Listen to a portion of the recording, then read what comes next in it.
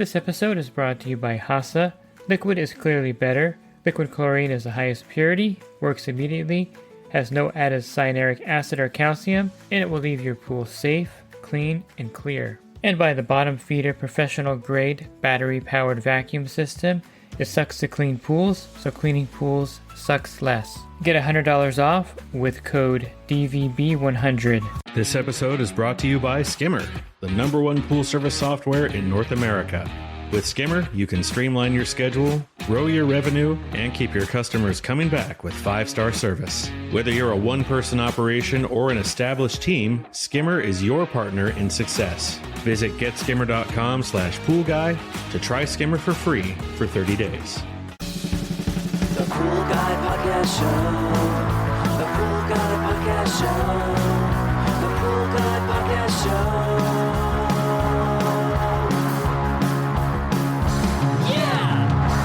Hi, welcome to the Pool Guy Podcast Show. In this episode, I'm going to talk to you about basic service equipment, what you really need to get started, what's essential out there, and then, of course, I'll cover some things you can get later on, but there are some basic equipment that you should have on your truck, and this is all you really need to get started, so I'm going to cover that for you here today. Join the Pool Guy Coaching Program. Get expert advice, business tips, exclusive content, and get direct support. For me, I'm a 35-year veteran in the industry. Whether you're starting out or scaling up, I've got the tools to help you succeed. Learn more at swimmingpoollearning.com. There are really just 5 essential pieces of equipment that you're going to need to start your pool business and to clean pools effectively. It's really that basic. There's not a lot to it. There's not a whole bunch of things that you're going to need to add on immediately when you first start. Of course, later you're going to add some more equipment, but I'm going to go over basically the 5 essentials. And I'll do these in this order so that there's some consistency here. You need a leaf rake or a net, a telescoping pool pole, a pool brush, and you're going to need a manual vacuum head and a hose, and then you're going to need a good test kit. And that's basically all you need. And this is how I survived when I was doing pool service in the 90s, before there was any kind of more advanced equipment out there. And there were no carbon fiber poles. There was really nothing except the aluminum poles, and there were some leaf rake choices, but there weren't a lot of professional leaf rakes out there. There's more now than there was back when I first started. So let me start with the leaf rake. Now, if you've seen any movies or if you've seen any of the AI generated thumbnails that I use, they'll use like a flat leaf rake when they're doing any kind of movie with pool pros in there. This is not the leaf net that we use out there in the field. We don't use that flat little square leaf net thing.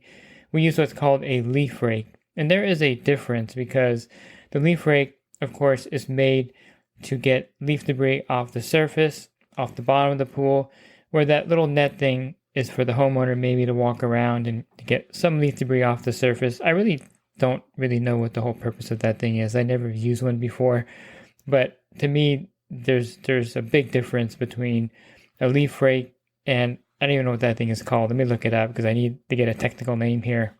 That's actually called a skimmer net, and that's not what I'm talking about as far as equipment. So you want a leaf rake.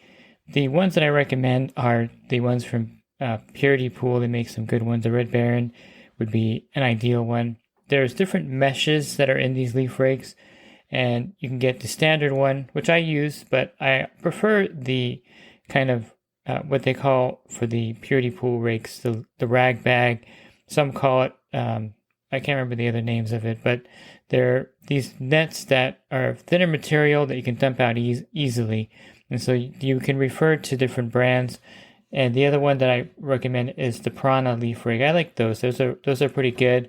If you can find the Piranha leaf rakes, the Piranha 2, it's a good leaf rake as well. It's comparable, not quite in size to the Red Baron, but as far as durability and usefulness, it's very comparable to the Purity leaf rakes. You can also get a sand silt version of this leaf rake or either leaf rake, and this is great for those maybe some kind of gunk and spas. You can leave those out pretty good. They're usually a white color, and they're a lot harder to skim the bottom of the pool with because there's a lot of resistance because the mesh is finer They're great for getting like little bugs off the surface of the pool that go right through a standard leaf rake.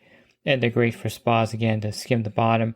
I don't think you would want to use it to clean the bottom of a regular pool because, again, the fine mesh or the sand silt type leaf rakes are just made for really fine dust and debris that are on the surface, small bugs that pass through a normal leaf rake. So one of those is good to have on your truck as well as a standard leaf rake. I always recommend doubling your particular leaf rakes because you may break one may develop a hole, or you may forget it and leave it behind, which I've done before, and having a spare on your truck. So you would probably want to have 3 leaf rakes on your truck, 2 regular ones that you're going to use regularly, and then 1 sand silt fine mesh leaf rake.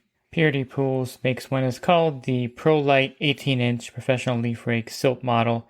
Really good. If you look at the reviews of this one, it gets stellar reviews because it's about the size of a full-size leaf rake, 18 inches, and it has this fine mesh that is really durable, by the way. And there's also a guard on the bottom to protect it from getting torn when you're scraping things off, the bottom of the pool. So a great sand silt type leaf rake. Again, that's the Pro Light 18 by Purity Pools, or Purity Pool, I should.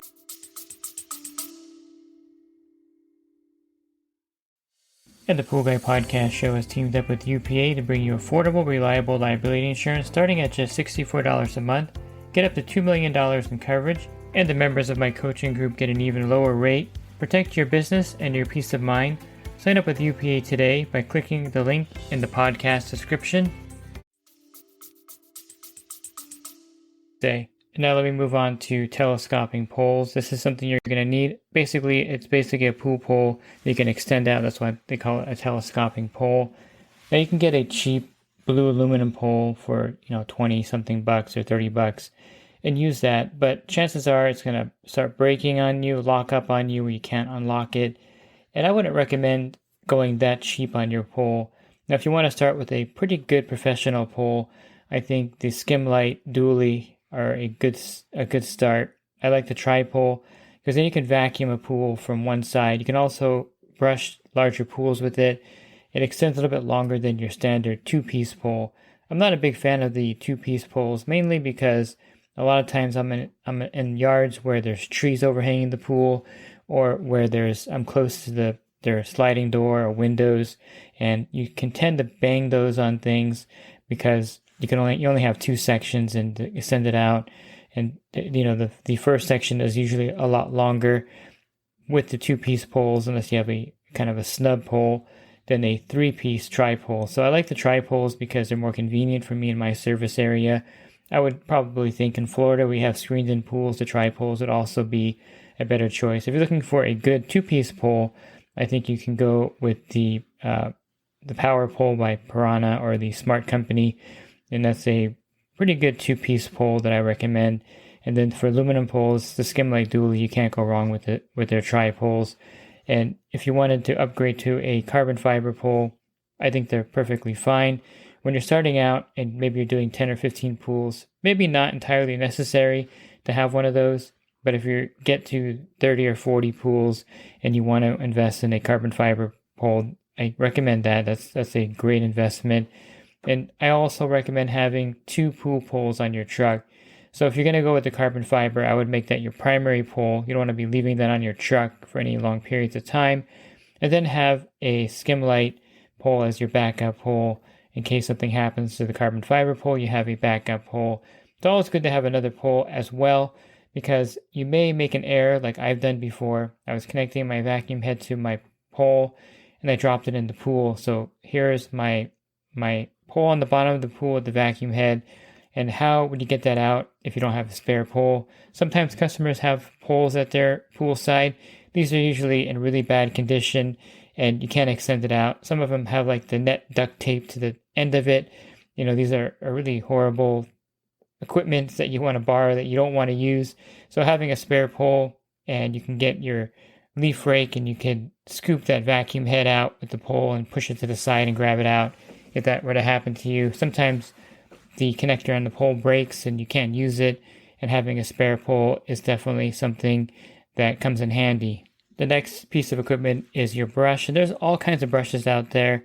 all different brands. I like the Sweepies. Some people don't like them. I like them. I prefer them over other brushes. I think they have the extra power. There's also different kinds of material on these brushes. You have a polymer brush, which is a nylon type brush, which is good for most pools. If you have a fiberglass or vinyl pool, you definitely want to use that. For plaster and pebble tech pools, you maybe want to use a poly mesh kind of brush where you have the polymer material or the nylon material, and then you also have stainless steel bristles in there. I think this is better. You could really brush the size of pools that are plaster and pebble tech better with these kind of blended brushes, as they call them. And then you would always want to have a pure stainless steel brush, usually 2 different sizes. You can have a full size stainless steel brush, 12 inches or something like that. And then you can also have a small 5 or 6 inch stainless steel brush. The small 5 or 6 inch stainless steel brush, A and B, makes a really good one. This is great for algae that's really stubborn on plaster pebble tech pools and all those areas where you can't really get your nylon brush in there to get it off because it's too weak. Even the blended brush is too weak sometimes, and it's too big of an area. The brush, you need that little compact 6 inch brush to kind of dig in there and get that algae off the side of the pool. So those small stainless steel brushes come in handy. I would recommend having one of those, maybe a full-size stainless steel brush if you wanted to, if you have like algae issues or you're doing cleanups. A lot of times when you're starting out, you're going to get some pretty bad accounts that have algae, that maybe they're green. And so the large stainless steel brush comes in super handy as well. But the small one is definitely an essential part of your equipment.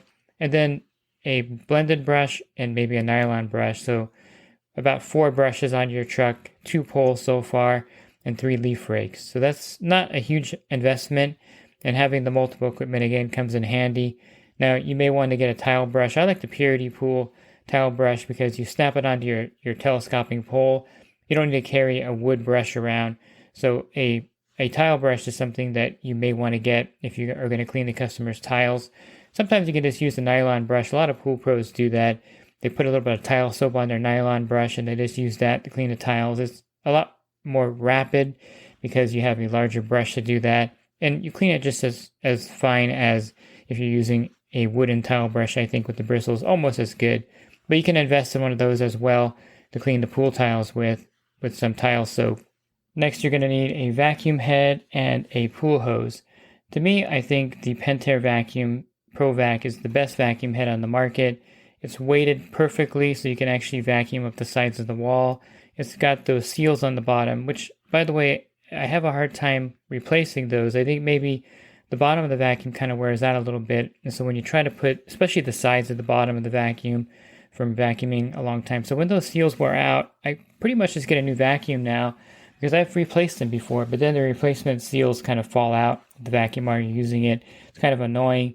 They're not super expensive to replace anyway. And by the time the seals on the bottom wear out, the vacuum head is already getting pretty old and the wheels are wearing out. And so I just get a new vacuum head at that point. I've replaced wheels before, but I find that once the wheels do start wearing out, that's an indicator that the vacuum head is pretty old anyway, and just replacing it. And there's 2 sizes. They have a standard size, which is 14 inches, and that's the one I generally use all the time.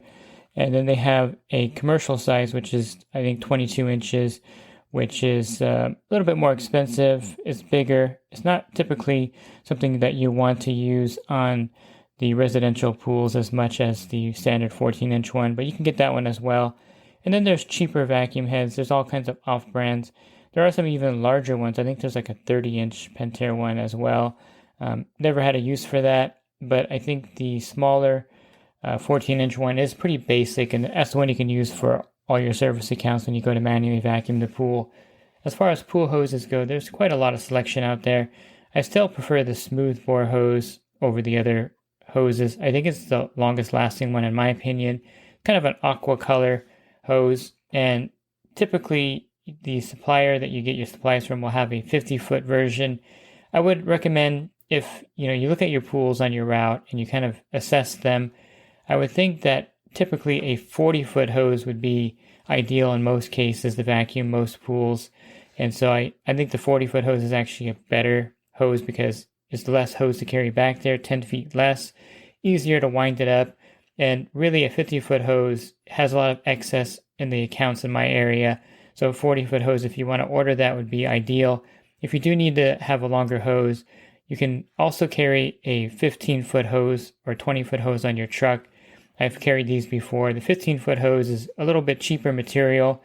I don't think smoothbore makes it. And I would use a Hayward hose connector to connect the two ends together. Let me get the part number here for you. They have some generic ones now too, about half the price, but it's the Hayward AXV092. And this basically is a little plastic piece that you can use to connect two 1.5-inch pool hoses together. It may come in handy out there if you have a 40-foot hose and then you have a really long rectangular pool with maybe a spa on the one end, which I've had before. With the skimmer near the shallow end, you're going to definitely need the 15-foot hose with the hose connector with the 40-foot hose to vacuum that pool. But in 95% of the cases, you're going to get away with the 40-foot hose here in Los Angeles County. Other areas, you may not get away with the 40-foot hose. You may need a 50-foot hose, but it's pretty standard to buy the 50-foot hose at your supplier. And that's basically all you're going to need to vacuum the pool with, is that pool hose, maybe a 15-foot hose with the Hayward hose connector for the larger pools, and a good vacuum head. Moving on to the last essential would be a good test kit. And I think you can get away with a Taylor K2005. Most of the time, that's sufficient enough. The reagent for the chlorine and free chlorine is a dye, and so it maxes out at 10 parts per million. And if you wanted to get the fast DPT version, the K2006, you can go ahead and get that. I just don't like dealing with the powder, and 10 parts per million to me is fine as far as chlorine level. And so I think the K2005 is just faster and more efficient and more effective. And I think that's a great test kit to start with. And then maybe get a photometer later when you get more accounts, or if you get any commercial pools, you're going to need a photometer like a Color Q 2X Pro 9. That's the one I recommend for you if you're going to move up to the next level and get a photometer.